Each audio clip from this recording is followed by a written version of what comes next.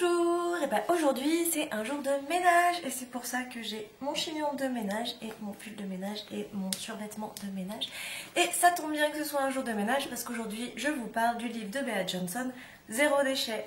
Est-ce que vous le voyez bien? Voilà, il est là. Da, da, da, da. Trop bien. Alors, le zéro déchet, qu'est-ce que c'est? Évidemment, le zéro déchet, comme son nom l'indique, le but c'est de pas créer de déchets, donc c'est de consommer autrement et c'est une consommation en fait responsable. Il y a évidemment un enjeu environnemental derrière qui est, enfin je veux dire, si vous avez déjà vu les vortex de poubelles qu'il y a au milieu des océans ou si vous avez déjà vu un petit peu les décharges publiques à ciel ouvert qu'il y a un petit peu partout, ça fait flipper et on se demande quelle planète on va laisser à nos enfants. Donc voilà, le zéro déchet. Le sous-titre de ce livre, c'est 100 astuces pour alléger sa vie et comment j'ai réalisé 40% d'économie en réduisant mes déchets. Alors là, tout de suite, tu dis 40% d'économie, mais qu'est-ce que je pourrais faire avec 40% d'économie? Des tonnes de choses. Alors, il faut dire que moi personnellement, c'est sûr, même en appliquant tout du zéro déchet, je ne ferai pas 40% d'économie parce qu'il faut dire que Bea Johnson, j'allais dire, elle partait loin. Oui, en fait, d'un point de vue société de consommation, elle était bien dans la société de consommation. Donc c'était un petit peu la Perfect Housewife. Donc elle vit en Amérique, même si c'est une Française, elle vit en Amérique. Comme on peut l'imaginer, elle avait une maison de 280 mètres carrés, elle faisait des réceptions, des brunchs, etc., machin, tout ce que tu veux. Et puis bon, évidemment, le mode de consommation à l'américaine qui est encore plus important que celui que nous avons en Europe. Alors,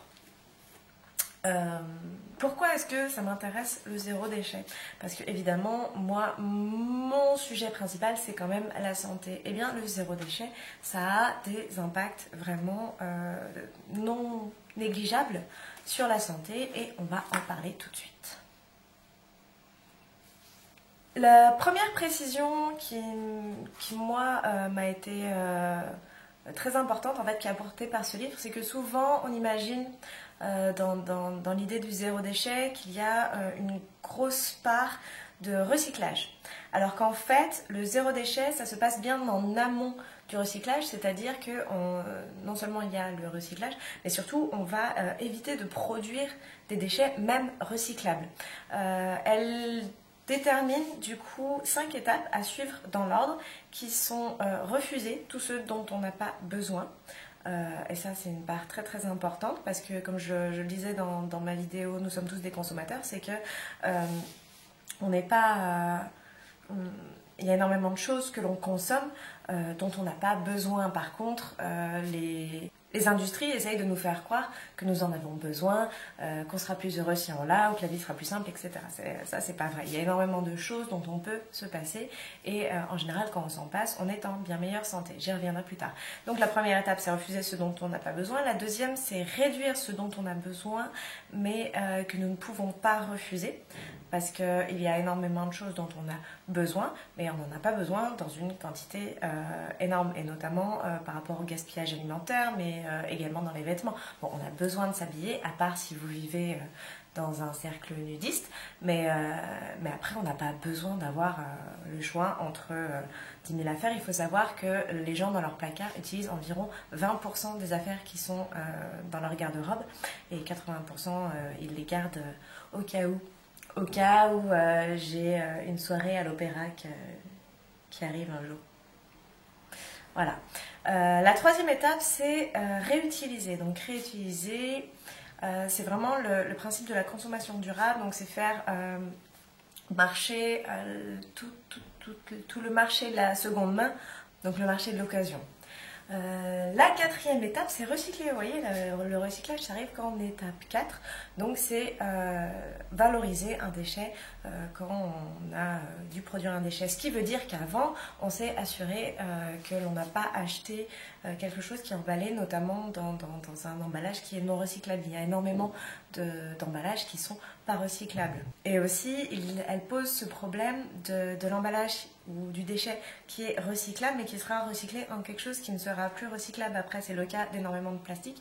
Il y a des plastiques qui sont recyclables mais ils sont recyclés en d'autres plastiques qui ne sont eux pas recyclables, ce qui au bout de la file crée tout de même un déchet. Et enfin, en tout dernier, il y a composter ce qui reste. Le compost, c'est toute une science, c'est tout un art, mais voilà, on peut composter énormément de choses, tout ce qui est biodégradable. Après, ça ne veut pas dire que ça va faire un aliment particulièrement bon pour vos fruits et les légumes si vous avez un potager, mais bref, ça fait tout de même zéro déchet. Alors, d'un point de vue santé, j'ai partagé en différents chapitres, il y a l'alimentation. Nous le savons, vous le savez, l'alimentation, pour qu'elle soit saine, il faut aller au plus simple, c'est-à-dire prendre des aliments sains. En général, les aliments sains, c'est les aliments qui sont bruts. Enfin, je veux dire, c'est un fruit, c'est un légume, c'est un morceau de viande. Si vous achetez de la viande pas saine, pas aux antibiotiques par exemple. Enfin, je veux dire, c'est des produits bruts que l'on peut trouver facilement non emballés. Je veux dire, un plat de lasagne au saumon, vous n'allez pas le trouver non emballé parce que c'est un aliment qui est déjà transformé. Le fait de simplifier et de prendre des aliments bruts, plutôt l'inverse, le fait de prendre des aliments non emballés va faire que vous êtes obligé de prendre des aliments qui sont bruts et donc de les cuisiner. Et en général, forcément, vous allez manger plus sain et donc vous allez être en meilleure santé. Également, elle parle du vrac parce qu'il y a un problème notamment avec beaucoup d'emballages alimentaires. Il y a des molécules de plastique, des emballages plastiques qui passent dans les aliments, de même pour l'aluminium, de même pour certains aliments qui sont emballés sous carton. Il y a des encres qui sont sur les cartons qui arrivent à passer dans les aliments et tout ça, évidemment, c'est pas très bon. Et en plus, ça fait des déchets. Et évidemment, il y a toute une notion de réduction du gaspillage alimentaire. Ça économise évidemment de l'argent. Concernant le chapitre sur la salle de bain, le fait de partir dans le zéro déchet fait qu'on va commencer à vouloir se laver autrement. Parce que la plupart des gels douche et shampoings donc déjà sont en bouteilles plastiques, pour la plupart non recyclables. C'est assez rare, je crois, de trouver des gels douche et des shampoings dans des bouteilles en verre. Parce que le verre c'est recyclable et c'est réutilisable, etc. Voilà. Donc pour être zéro déchet, il faut acheter de préférence un pain de savon en vrac. Et du coup, d'un point de vue santé, il faut savoir que tous ces gels douche et tout machin, souvent il y a des parfums dedans, il y a plein de trucs chimiques. Elle donne une liste des produits chimiques qu'il faut éviter, mais il y a plein de trucs chimiques qui passent dans la peau en fait et qui sont pas du tout bons à la santé. Et d'ailleurs, il y a beaucoup de vidéos en ce moment qui tournent sur internet sur ces personnes qui se lavent à l'eau, uniquement à l'eau. Et en fait, on n'a pas besoin la plupart du temps, la très très grande majorité du temps, d'apporter des décapants chimiques sur sa peau, surtout que ça abîme nos défenses naturelles. Il faut savoir que la peau c'est quand même vraiment tout un écosystème. On a plein de petites bactéries et puis on a une flore en fait sur la peau qui nous protège, qui fait cette barrière entre l'extérieur et l'intérieur.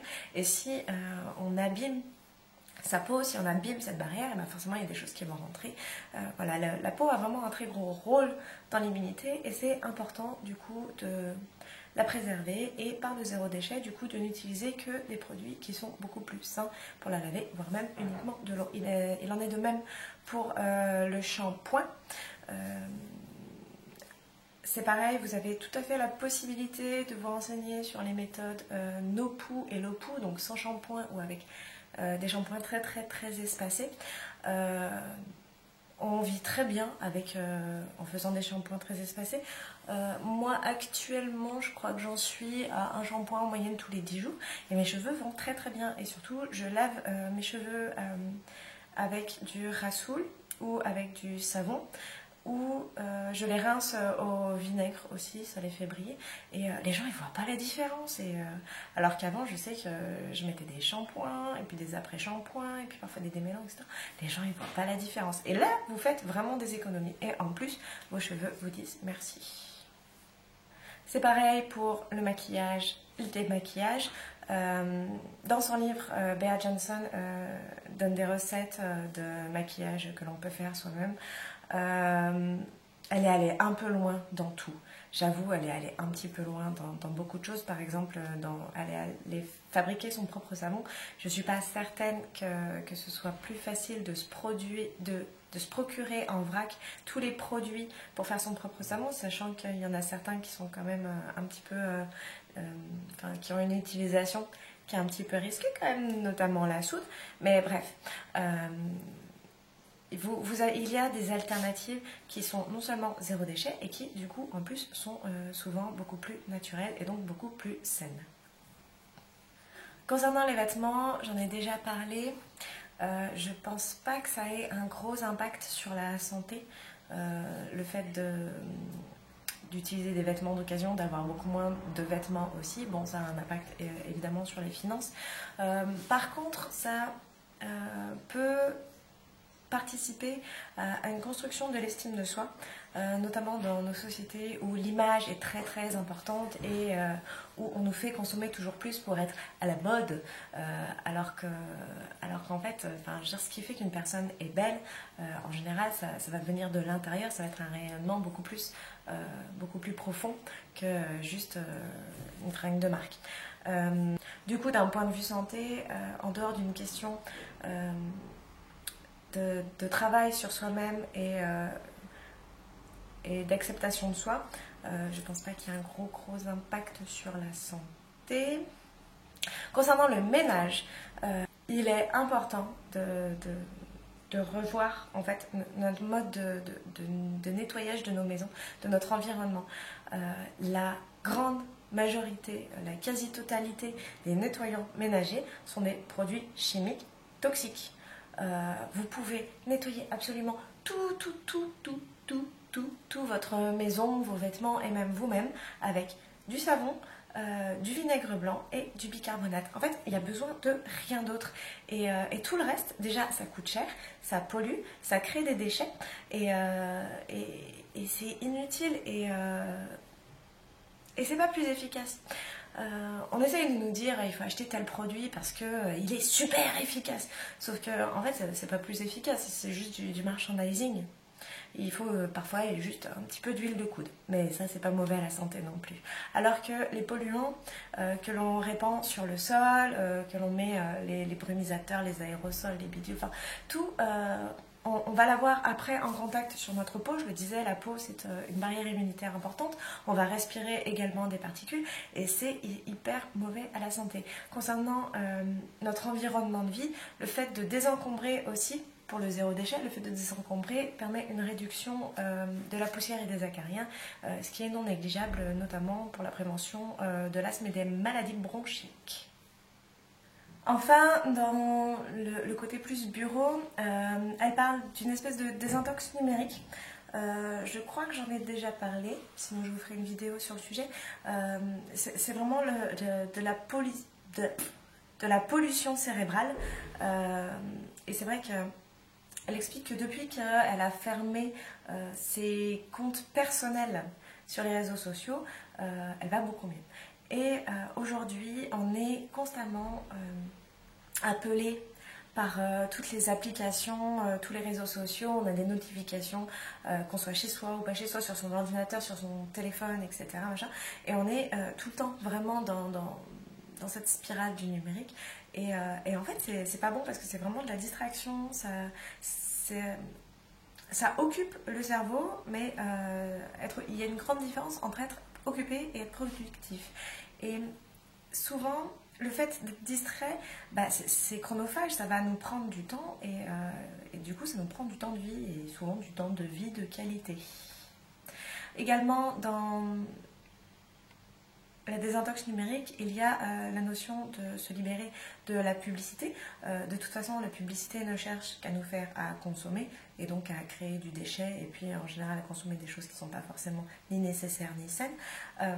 Également, bien sûr, il y a la publicité papier que vous pouvez très très facilement refuser en mettant juste le petit autocollant sur votre boîte aux lettres, pas de pub merci.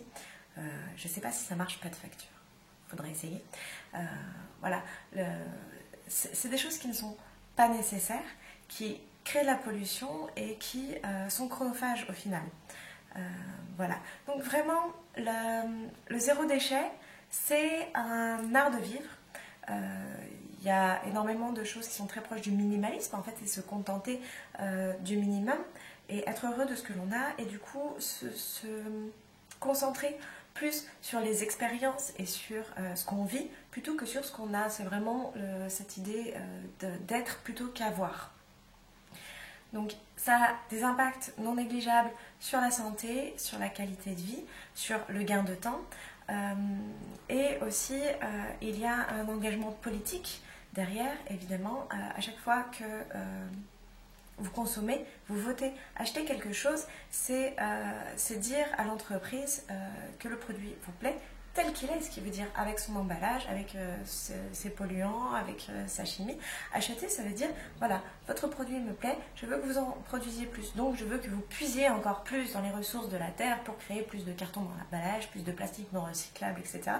Et que vous mettiez encore des cochonneries chimiques, que ce soit dans les nettoyants ménagers ou dans l'alimentation, etc. Donc, il y a un véritable enjeu politique. Et alors, évidemment, il y en a certains qui vont dans les extrêmes, qui n'achètent plus rien, qui font tout par eux-mêmes. Et il y a un côté beaucoup plus modéré. En fait, chaque petite action a des conséquences, et c'est marrant parce qu'elle l'écrit dans son livre qu'elle a réussi simplement en écrivant une lettre à une grande marque disant qu'elle aimait ce produit mais qu'elle regrettait qu'il soit emballé sous plastique. Elle a réussi à faire changer cette marque, et cette marque s'est mise à emballer son produit dans un carton recyclable, ce qui est quand même déjà... c'est une petite action qui a eu une grande conséquence. Et enfin, il y a un passage qui est tout à la fin du livre. C'est très marrant parce que du coup, enfin voilà, moi mon sujet c'est vraiment la fatigue, et du coup comme il est tout à la fin, ça m'a fait plaisir de le lire, je vous le lis. La réduction des matières synthétiques, la chute de la consommation de junk food et le désencombrement entraîneraient une baisse des taux de cancer, de diabète et d'asthme. Vivre avec moins aiderait les adultes atteints du syndrome de fatigue chronique, comme l'ont attesté sur mon blog des personnes en étant affectées, et les enfants souffrant de troubles du comportement, du sommeil ou du déficit de l'attention. Donc voilà, moi qui suis la grande spécialiste de la fatigue, voilà, le zéro déchet, c'est très bon pour ceux qui souffrent de fatigue chronique. Je vous invite à vous le procurer, soit à l'acheter, soit à aller le chercher à la bibliothèque, et puis sinon à le lire en e-book. Histoire d'être zéro déchet, une fois que vous l'avez fini, refilez-le à quelqu'un à qui il pourra servir. Je vous mets tout ça dans la barre d'infos. Si vous vous intéressez donc au zéro déchet, il y a évidemment donc le blog de Bea Johnson. Moi personnellement, j'y suis venue grâce à la chaîne de Laetitia, le corps, la maison, l'esprit, donc je vous mettrai aussi le lien dans la description. Voilà. Et je vais continuer mon ménage, je vais me débarrasser du sapin de Noël qui est encore là. Et puis je vous dis à tout bientôt.